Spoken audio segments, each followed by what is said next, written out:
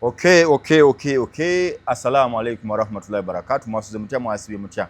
Nze Nurdin Ntege. Yona gye musinzira okutulaba Uganda etokota olunaku olwokubiri President Yoweri Kaguta Museveni yalayira. Ekyali mu bbanga awo naliko ne kasozi. Ng'onyonyonnyola ffe ze tuyita miji. Waziraba bwe zaddamu. Nasiraba. Oli otya kasozi sama? Ndi bulungi. Ogamba oti. Ndi bulungi. Oli bulungi ddala. Ddala. Abantu bongera okwebaza. Nange nja kubeebasa. Comments tuziraba. Mubeera mu bali abajja ne bagamba nti olimba naye ekyo. Naye ku miji ezo baakuwakanya nnyo bannange. Walimba okufa obufini bang'anudi naye talaba. Obuzibu tebateekako olimbye eki. Baabisaawo. Bisome tubiddemu. Baabisaawo ne bagamba Nurdin omusajja wo. Nesooka obabuuzeeko bannange. Yes, nja kwebaza abalabi baffe. Mwebale nnyo okubeera nti no mutugoberera. Ate ekirala kirungi mutuwakanye. Buli lw'obeera nga toliko bakuwakanya osobola n'okulimba abantu. Era olaba n'ekibeera ku Bwakabaka bagamba nti nno singa obeera pulezidenti n'oyogera nga bonna bakkiziganya byoyogera kitegeeza boolimu balekedde awo okulowooza.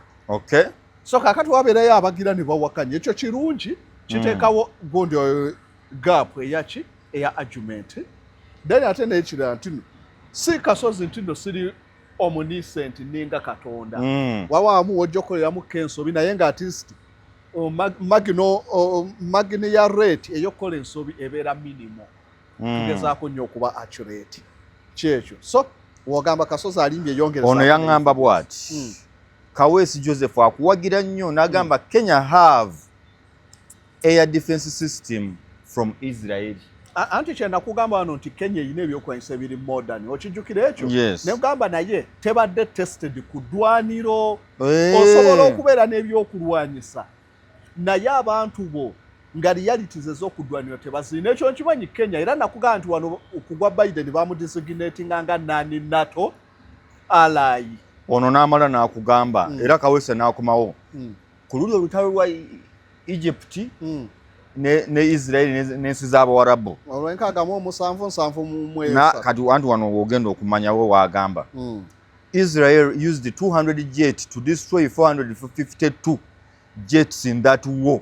400? Agamba 200 jets to destroy 452 jets in that war. So naye tukiziganya nti yazidestroy. Yes. Just kyenkugambidde. Nti kasozi nyinza okuba sijjukira bulungi nnyonyi zaali mmeka. Yes. N'agamba ono mulala nuwahereza Napoleon. Rwanda doesn't operate modern fighter jets. Baali baproposing okugula jets. Naye kye nakugamba nti Rwanda tebalina jets naye nakuterawo alternative ez'enjawulo nti ne jets zaffe kukulumba Rwanda siyinza okuba ekizibu olw'okuba balina defense system gye baagula ekyayina gye babadde bakozesa M23 awo yakuba drone ya UN mu kilometers 6 okuva wali defense system. Ekyo kiteekawo kye bayita aerial denial. So kakati defense kugamba omuntu okulemesa obwengula okubuyingiramu. So tuyinza okuba ne jets zaffe naye ng'okuyingira Rwanda kijja kuba kizunga naye jets tuzirina. Ekirala Uganda we tutayimproving nabirabyerawo wano ekkulu ne mbagamba we tutayimproving ku kye bayita defense system Uganda tukyali bafu. Awo ngenda kujjawo kamba bawe wano nti nno Mr. Kosozi, in East Africa, Kenya is the country with the latest air defense system called Spider, made by Israel, and they acquired it on 17th March 2026. Yes. Better than that of Rwanda. Okay, ye Rwanda ye China. Nalo baina ye Israel. Andi waliwo agamba nti twayogera ku air defense system. Waliwo giwadde Rwanda yo kakatono ye kyaleeta. No, naye era nakikugamba nti balina ebyokulwanyisa ki ebyomulembe ekyo nakyogera naye tebali tested. Omwana n'agamba nti ezaakone mu mountain Kenya eza Uganda zaali helicopters si Sukhoi. Naye Sukhoi twagula 6 esatu baazizizza ye Belarus bali mu kuzika. Gwe njagala ombuulire mu kulayira okwaggwa wakulaba nga tugenda mu kulayira walaba Sukhoi mmeka ennyonyi ezo zijeti mmeka ze baali operatinga 3 era emirundi egisinga ziba 3 twagula 6 tuba tulina zimalayo. Kyenda kugamba ntino kye bayita military echelon bakusobola okukola design nga nnyonyi 6 ne ziryoka zikola design. So Uganda etubeera nga omwaka ogwedde twalina 3 ne kaakati 3 tugezeeko okwongerako. Lwaki Sakoi ze twagula 2012 omukaaga ze tukyalina? Ono n'akwongera Bwanika Frank. Kasozi, do your research. Congo has Sukhoi 25 in its arsenal. Mubuuzo yagikozesezaawa? Congo yazikozesaawa. Ate nno 25 ayogedde bulungi. Sakoi ye Uganda eriki? SU 30, 25 ne 30 ki ekiba kisinga? Variants we tuba tuze mu byamagye. Lwaki Sakoi batuuka mu 25? Baakola dda Sakoi ezaasooka. Kaakati ezimu ku zo zaagaana baazigezesa ne zigaana okukola ne bazidropinga. Kyova olaba tetujja kulabayo ba Sakoi 17 ne babeera ne 19, 17 ne 18 ziba olumu baakola prototype n'egaana okukola eyo ne bagifiisa. So Congo weebeera ng'erina Sakoi oba SU 25 ate Uganda tuyina 30. Eyo variant eba modern ku 25. Aizulu Samson agamba Uganda would struggle to sustain a conflict with Kenya because a large share of Uganda's imports and exports depend on access through the Kenyan border and ports. If those supply routes were cut off, it would severely affect trade, fuel, and essential goods, putting Uganda at a major disadvantage economically and logistically. Uganda would lose the war to Kenya. Kyayogera kituufu nti baba bajja tukolanga Irani nabo kino mukole kimusaleko straight off omunsi mubeere ng'ekonomi mugituga. So kaakati na wano Kenya we batusalako unless Uganda singa tuba tutadde kinene mu infrastructure tutereeza standard gauge ng'esobola okuva e Tanzania oba ne tukola ne Congo, awo Kenya ebe tulinako advantage nti n'amafuta gokka tulwanayo ennaku 10 nwesanga amafuta nga tanka tutandise ku ration nga tuyina 3 mutambuzaako 10. Abasajja bagabirira bagoberera ne batugireyo Ereese. Oyo yagambye Sukhoi and Mikoyan ze zisinga okukola jets. SU 30, SU 35, SU 57, 75, MiG 29, MiG 41, MiG 30, MiG 35 etc. Kati MiG gye twakwata ennyo gye nakugambye ya Mikoyen Grigorovich naye nga balina MiG, balina Sakoi, balina Antonov, balina zonna ezo zikola ebyokulwanyisa. Gerard Nsabagasani Nagami, I think Uganda's problem is multi-ethnicity, where we even have foreign descendants in the army and internal tribal disagreements, unlike Rwanda, which is monolithic, which gives them unified determination. Not purely monolithic. Naye bagezaako kale okuforginga monolithic. Balinamu Abahutu, Abatusi, Abachina, abalala. Eyo nayo advantage. Naye tuleme kwekwasa kyakubeera heterogeneous. Amawanga agamu gali heterogeneous naye ga cultivatinga kye tuyita national interest. Buli muntu yenna n'amanya nti ekigendera kyaffe kya ggwanga Uganda. Wano Uganda ekyalema era nze nompa obukulembeze wano sigoba mugwira n'omu n'omudinka simugoba bonna mbasigazaawo nyinza okugoba abo mbikeeza ku baasi batemyetemye abantu baffe yiwaabwe nkola yaffe enfu. Omudinka wano mukolaga Napoleon Bonaparte, omudinka omunalanda nani yenna buli omu olina okulonda ku tribes za wano native wetuuma amannya n'okumanya olulimi olulina naye omudinka gyano n'ayogera oludinka lwe paka lwaddayo. So balina okwasimulatinga ba native. Senga twakola ekyo twalize ekizibu ekyo ekya ethnicity n'okubeera multipolar nga tukijja walisanze omukongo mu myaka 2 nga naye yeetwanga Muganda nga ajja kuyimba Buganda anthem oba eyebunyolo okibaforcinga. Ono agambe bw'ati Nuruddin Sebo, on the matter of air defense systems, only Algeria, Egypt, Ethiopia, Morocco, Angola are some of the countries with better fighter jets than Uganda. Kenya, Tanzania, and the rest do not have better jets than Uganda. Most have MiG fighter jets. The Congolese recently acquired the old models of Sukhoi 25 and 27 models, not SU 30s that Uganda have. So Uganda eba modern. Kyenkunyonnyodde awo ate ekya defense saakugamba wano nti no Egypt tekwatikako nekunyonnya ne lwaki nekugamba Algeria naye wuya kibaakize. So balina wane Uganda kyetukyali obubi defense system wotulage tulina ga ZDU defense system ZU bye bino era babirabye ko bibeera ku bupiira nga kiriko emidumu ebiri double barrel yes kati ekyo gye bagira ne batunuza ennyonyi ngeze ne bakuba nno omusajja bamuyisa bya Mugisha Justus akugambye nulino omukulu mugambe blood Uganda is another level when it comes to war my country is very dangerous when it comes to battlefield funa yatwe nganga akitegeere olutalo nakugamba wano Uganda ebadde tested ku ddwaniro advantage tugirina olina ngamba gibuuza Angola buuza mbutwakubaabo Savimbi yaliwo Angola Uganda yali deployinze ko Angola ani yamusegukulula ani yakulimba abaana bagambye ekiri awo no Uganda wetwali mu gundi Congo second Congo war yalinga sematalo w'omu region wano timwalimu ba Zimbabwe mwalimu ba Angola bani bonna nga amacheche egali eyo opono so wereza twageza Uganda yakola kinene nnyo mu lutalo olwo naye amawanga aga Sadaka galina obuzibu bunene ntino agasinga gabeera n'ebyokulwanyisa naye ng'okulwana tegali tested ekiri awo kyekimu ku kizibu so kaakati Uganda e Congo ate gye twalwanira ne Battle of Kisangani ate ne Rwanda n'etuyisa bubi Uganda nga bali awo mu kwekozaakoza mu kifo ky'okudeployinga yo Rwanda ya deployinga lumu n'etukuba so tewali nnyo kyamaanyi kye twakola nnyo wabula gavumenti basobola gisustaininga naye nga teyali battle nnyo nti n'oggwanga ku ggwanga ono n'aleeta Ahmed Farms ZQ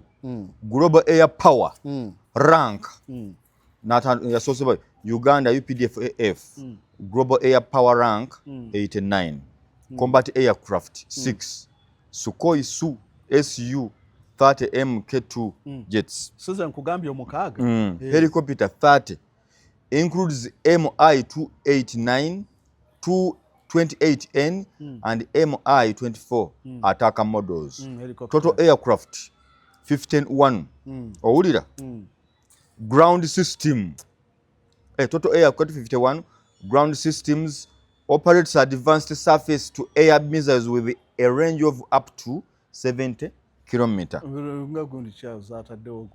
defense systems not one surface to air missiles with a range of up to 70 kilometers akati leka abantu soke tukabanyonyoleka ekyo ati abadde aziresewo billion okozigire n'agamba Rwanda RDF AF Global Air Power rank 129 yagambe Uganda 89 najja combat aircraft erina 0 helicopter 17 total aircraft 21 eyo ye Rwanda nfu kyobola kye nakugamba nti nno kye balina kyokka nti babadde nabo tested ku ddwaniro ekibeera wano ku infantry bagezaako okwana naye kye nakugamba nti nno kye balinako advantage kyokka singa badeployinga defense system ng'eyo ey'omuko ebijja kutufuukira ekizibu so nga ate wano kyakuwadde akuwadde surface to air missile surface to air missile omanyi kyeki ye missile gye balochinga okuva ku ttaka n'egenda mu bbanga so Uganda operates advanced surface to air missile naye waliwo kye bayita batteries ezikozesebwa okulaunchinga surface to air missile awo twetaaga okuimprove and ono alina waagambye without fighter jets Rwanda would have almost no ability to intercept Ugandan warplanes before they strike, giving Uganda a decisive edge in any direct conflict, military cooperation context.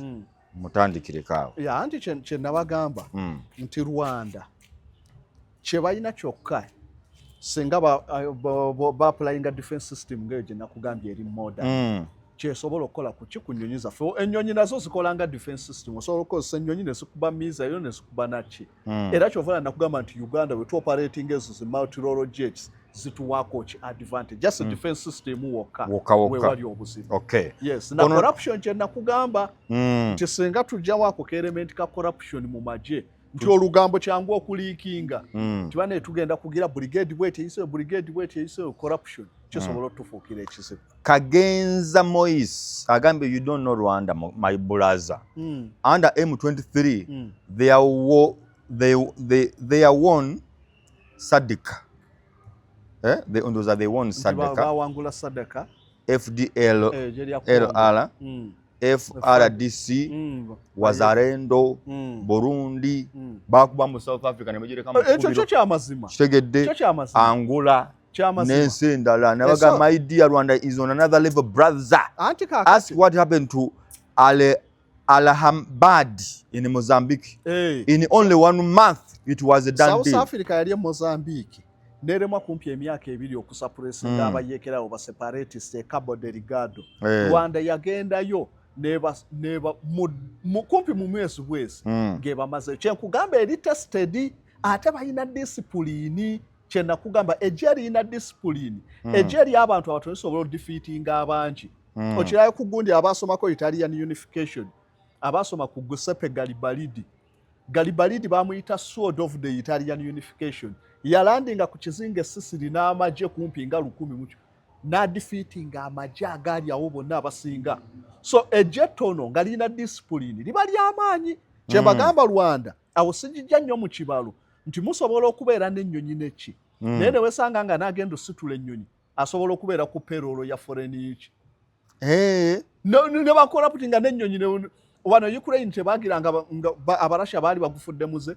nga batolo baddira ennyonyi ne bakivuga ne bagenda bazitwala mu base z'Amerika paka Russia yatandika okubayiganga yonge batemula so ejanga temuyina discipline musobola okutuuka okulaunchinga ennyonyi yammwe ne bakugamba misailo zino teziriiwo tezikola so discipline kikulu Rwanda kyesingako ku mawanga ku discipline amaje gayo galina discipline abasoma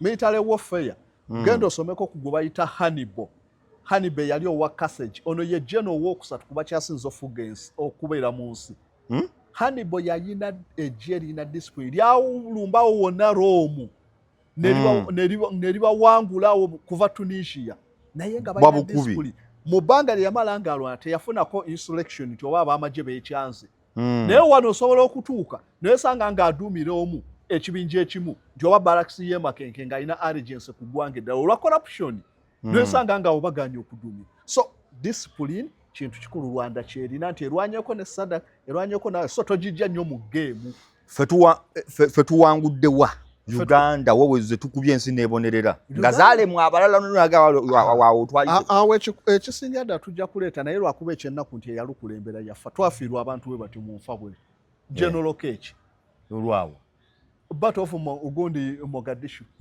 Lokechi Uganda kyakola Somalia wano bali bakita Bekara market eringo owino Bekara market yali eremye bonna okujja mu Al-Shabaab bani be yali eremye amawanga agasookayo ne UN paka lwe batwala General Kechi na yali mukugu nnyo mu kibayita urban warfare kulwanira mu kioske kulwanira mu makona g'abizimbe yes mu ghetto ezo Kechi yasobola okufubutula Al-Shabaab mu Bekara market n'okugigoba mu Mogadishu Kechi wano Uganda oloza kye mwisalayo n'ofu Mogadishu yali mulwanyi nnyo naye kakati twabafirwa so kakati wewesa nti abantu we bati abamu abalina abasirikale bafa naye mpozi njagala ngame omuntu asobola okufa ensonga endala naye ngamba waliwo twawangula nti nkugambye yasobola okugoba Al-Shabaab ne mu Mogadishu okuba nti kakati badde ebbali naye luli nga badda mu outskirts za Mogadishu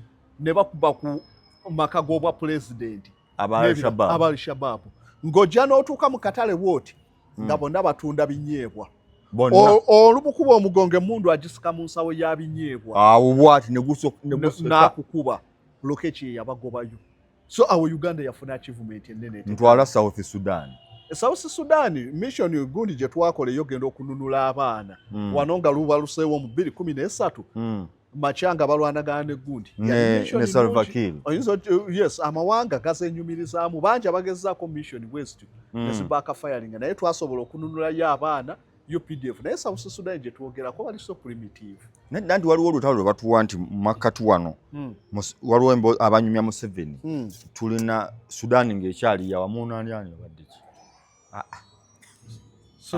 Sudan ng'ekyali yawamu waliwo ebiwungesebwa nti omukulu ekintu yakirimu direct anti ya supportinga nnyo SPLO okulaba ng'ewangula ya supportinga nnyo SPLO era ebyokulwanyisa babifunanga nnyo wano bagalanga ne so awo naye tojja kupimirawo maanyi kubanga it was a civil war just contribution ya mundu n'ebirala nabo okuddukirayo ne baba trainingako nakinaye nga tewali nnyo kyosobola kupimirako nnyo ntino twali mu wano Rwanda mu genocide okugimalawo Uganda inamu contribution ate era bafubutuka wano Rwanda bafubutuka wano Uganda batendekebwa wano abali mu National Resistance NRA kuba bakugamba nti era waliwo Museveni yabeerera Sweden najja n'agamba n'abagamba banne olutalo luganye tugenda kululeka Rwigema ne bamubuuza tugenda kululeka ne bamubuuza ffe abatayina ggwanga tuddewa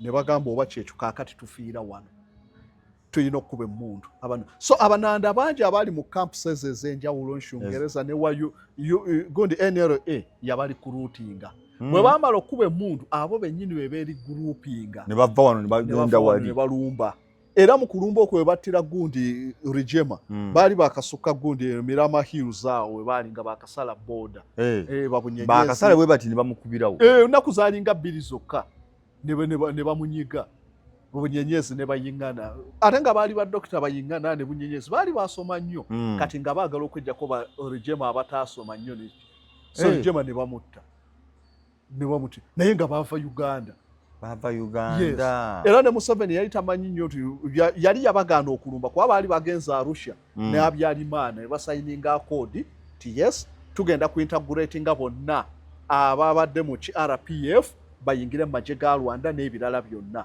Museveni nga respectinga ki agreement eyo bo bano ne beewagula tulina okugenda emmundu bakozesa za wano support buli kimu kyonna bya wano yes so ne bafiira wawo mangu nnyo ne finally bawangula bamala ne bawangula so kakati abadda ndoze ebibuuzo byammwe tugezezaako biddamu temuli babeezi basiimu naye omukulu abazzeemu abawadde ekitiibwa tawakanye abamu ansa zemuleeseza ezo naye singa zonna zifaanagana yawukana nnyo wabula gyasobola okuba nti no twali tuyitamu biiso kati ng'ekyokugamba nti Algeria Egypt ebyo nabyo bagamba agamawanga gali wano mu Afirika wano Egypt makambwe nnyo kyoga Egypt esobola okuteeka Uganda newanika buli kintu Egypt eyinza otugamba nti kati nga bwolaba bwe tusharinga amazzi gano aga River Nile singa tuteekawo olutalo kafungula nkete kale ne wabaawo ensonga kuba ekibalukawo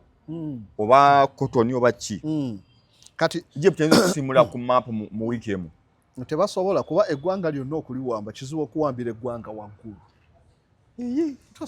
Gaddafi bamuwamba wano waliyo aba wansi ate kati kyentegeeza ereeta kati Egypt yandireesinga ejja kuleeta eyiwe kyeŋŋamba ereeta baparatroopers ekitali kyangu ne mu bbanga sapula ogenda basapula omanyi distance eriwo okuva Egypt okutuuka wano ogenda basapulainga otyo eyita Kenya wano n'okuva Kenya omanyi okuva kale Mombasa otuuka wano oba eya Sudan wano tekiyinza kusoboka basobola okujja ne bakuba bye bakubye n'amaani babivaako naye okusustaininga olutalo olinga alwanira waka in a natural environment bye byatuuka ku America Vietnam Egypt newejja ne Air Force ey'amaanyi naye okukka wansi otuuka okuwamba wayinza okufuukira ekizibu Egypt negamba nti nnumbye Uganda eyo yes wayinza okufuukira ekizibu ojja kwetaaga okukozesa ennyonyi okudeployinga then omale supply onooba wootya emmere onooba wootya obuyambi n'ebirala byonna nga balo so olutalo luyinza okubeera oluzibu ennyo olaba America yeyalemu eva wala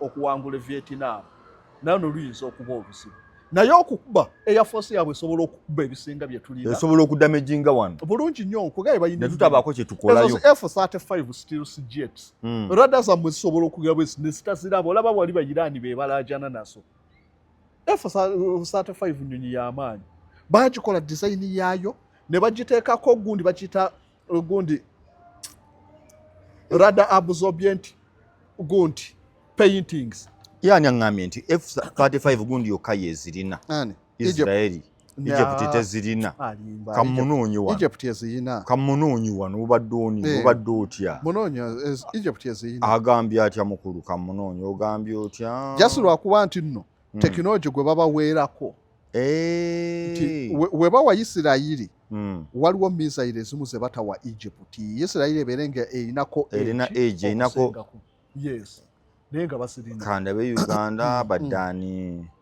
Antonov isn't a fighter jet but it is an air cargo plane. Oyina gyewayogerako Antonov. Bazikola a largest air cargo cargo plane mu nsi. Aliwa waliwo yakyogedde wano si nyingi kamunsaasire munoonyeeko.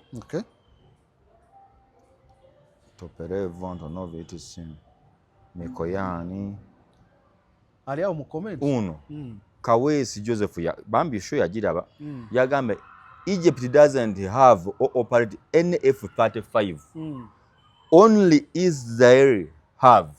Anyway, kiyinza okusoboka nja kuddamu naye nga sesoobira nnyo omanyi nazo zirimu variants waliwo ze bakola ez'okutunda n'ez'okusigala mu Amerika n'ekika ekirala naye nga isooke wekiba kisoboka naye kamukebere balina gundi ez'omulembe jets ez'omulembe.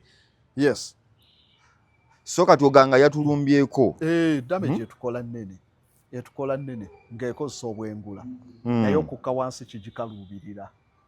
Eggwanga lyonna nga tusobodde kukka wansi okuwamba gavumenti kiba kizibu. Kati ani ayinza otugezaako omulala wano mu Africa? Anti ekizibu banneiba abatuliraanidde si be bali awo. Kenya gwe twaligambye nti yayinza okugezaako, Kenya ebyolutalo namulaba Al-Shabaab yamwambulamu empale bwayagalira kyakola era beepankira eri mu Haiti gye balwana ne Babachu balwana n'abagangasta gye basobola okugenda ate naye era bibyo tebakolayo nnyo byamagero naye okugamba nti n'olutalo Kenya si balungi. Oliyo nga Uganda twagenda ne Iraq wano tuzanyisa twasapulayinga nnyo bannayuganda bangi bagenda nnyo Iraq. Mbuna Afghanistan totuzanyirako bannayuganda bali buli wamu bali e Ukraine wali mukukube emmundu bannayuganda ennaku ezo ndowooza nga mu January bayo omukwano gwange yampeereza bambi bangi baafiirayo olutalo lwa Ukraine lwo lubasuseeko bannayuganda twagala nnyo okunaawuuza ogenda mu ntalo naye olwa Ukraine lukyatabuse luli olutalo tekinologi ye mungi twamanyira eno AK-47 mukono luli olutalo luli highly sophisticated omwana akosa drone bakosa nga kali wano ku computer. Yes, awo we basukidde nnyo ku ki olutalo we lusukidde nnyo ku bannayuganda balina okuba nga batraininze nnyo ku byokulwanyisa ebyo ebiri highly sophisticated. Eyo ensonga tuvuddeyo eyo era njagala mbasibulire wano kweyo ensonga ya Uganda wabadde abambuuza bingi Uganda Kenya Rwanda atusobola kanuza mutegedde amaanyi ga Uganda nemanya amaanyi ga Rwanda Kenya Congo Tanzania. Rwanda ebadde nnungi ku ddwaniro discipline kyokka kyekikulu tukwatagane.